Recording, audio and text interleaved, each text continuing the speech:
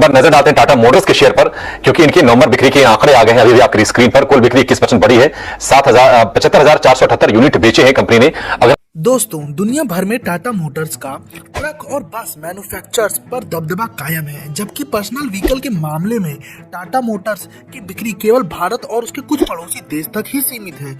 वहीं दूसरी तरफ कमर्शियल व्हीकल, खासकर ट्रक के मामले में टाटा ने दुनिया भर की सभी कंपनियों को पीछे छोड़ दिया है। टाटा के पास भारत में कमर्शियल वाहनों का लगभग 53% बाजार का हिस्सा है, लेकिन दुनिया का दूसरा सबसे बड़ा निर्माता बनना कोई आसान बात नहीं थी, क्योंकि ग्लोबल लेवल पर उसके सामने वोल्वो और पीटर लैंड जैसी और भी कई कंपनियां मौजूद थी और उन्हें पीछे छोड़कर आगे जाना आसान नहीं था। अब इससे पहले कि हम जाने कि उन्होंने यह कैसे किया, आइए जानते हैं कि यह सब कैसे शुरू हुआ। सबसे आश्चर्यजनक बात यह है कि 1945 में जब टाटा की शुरुआत हुई थी, तब टाटा मोटर्स नहीं बल्कि Tata motor vehicle and engineering limited थी।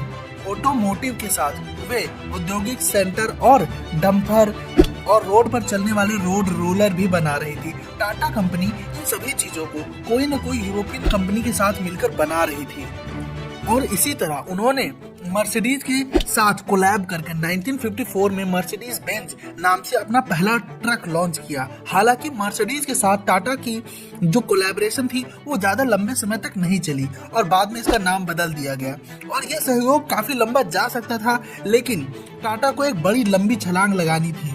1961 में उन्होंने अपना पहला कमर्शियल व्हीकल भारत से बाहर एक्सपोर्ट करना शुरू कर दिया और उनके इस कदम की वजह से आज टाटा मोटर कमर्शियल व्हीकल में पूरे वर्ल्ड में फेमस हो गई है और एक बहुत बड़ी कंपनी बन गई है। सबसे पहले उन्होंने श्रीलंका को अपना ट्रक एक्सपोर्ट करना शुरू कर दिया और एक बार जब उन्होंने भारत के बाहर कारोबार करना शुरू कर दिया तो उन्हें अलग अलग देशों में पहुंचने में जरा भी देर नहीं लगी।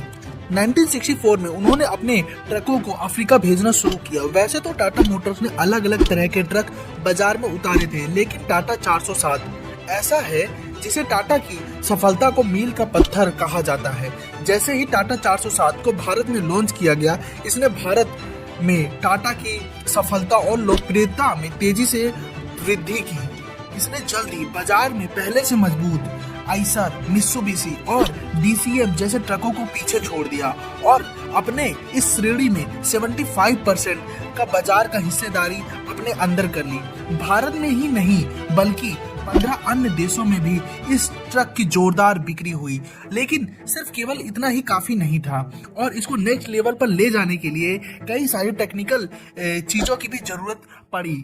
अब दो रास्ते थे, या तो कंपनी खुद रिसर्च एंड डेवलपमेंट पर काम करे और दूसरी बात, जिन कंपनियों की तकनीकें बेहतर है उनके साथ मिलकर कोलैब करके काम करे। टाटा ने दोनों किया। अंतर्राष्ट्रीय स्तर पर टाटा मोटर्स के विकास में अफ्रीका का सबसे बड़ा हाथ था। हालांकि अफ्रीका की वाहनों में व्यापार करना इतना आसान नहीं था, क्योंकि वहां की ज्यादातर आबादी गरीब वर्ग से आती थी, इसलिए वहां ज्यादातर लोग सेकंड हैंड वाहनों की ही खरीदा करते थे। समस्या से निपटने के लिए टाटा मोटर्स ने अफ्रीका महाद्वीप में 6 असेंबली प्लांट लगाए, जहां भारत से नॉकडाउन पॉइंट्स मंगवाए जाते थे। अब इसका फायदा यह हुआ कि टाटा के वाहनों की कीमत कम हुई और अफ्रीका के लोगों को रोजगार भी मिला। टाटा मोटर्स ने अफ्रीका के साथ साथ दक्षिण कोरिया में भी अपने झंडे गाड़े। कोरिया में टाटा का कारोबार देवू मोटर्स के साथ एक पार्टनरशिप के साथ शुरू हुआ और उस वक्त देवू की गाड़ियों की हालत खराब होती जा रही थी, इसलिए 2004 में टाटा ने वहां अपनी कंपनी का औद्योगिकरण कर लिया। दोनों कंपनियों की विशेषज्ञता के कारण जल्द ही टाटा देवू का कारोबार कोरिया में शुरू हो गया और आज टाटा देवू कोरिया की दूसरी सबसे बड़ी कमर्शियल वाहन निर्माता कंपनी बन गई है। और यह एक बड़ी बात है, क्योंकि किसी भी विदेशी कंपनी के लिए कोरियाई बाजार में टिके रहना बहुत मुश्किल माना जाता है। वहाँ केवल कोरियाई कंपनी ही बची हैं। यह संयुक्त पार्टनरशिप है। आज टाटा ट्रक के मामले में दक्षिण कोरिया में दूसरा सबसे बड़ा निर्माता बन गया है। आपको ये वीडियो कैसी लगी? क्या आपके पास भी टाटा का ट्रक है? अगर हाँ तो कमेंट में बताओ कौन सा मॉडल है। तब तक के लिए बाय और मिलते हैं नेक्स्ट वीडियो में। अगर आपको ऐसी और बिजनेस वाली वीडियोस देखनी है तो जल्दी इस चैनल को सब्सक्राइब कर लो।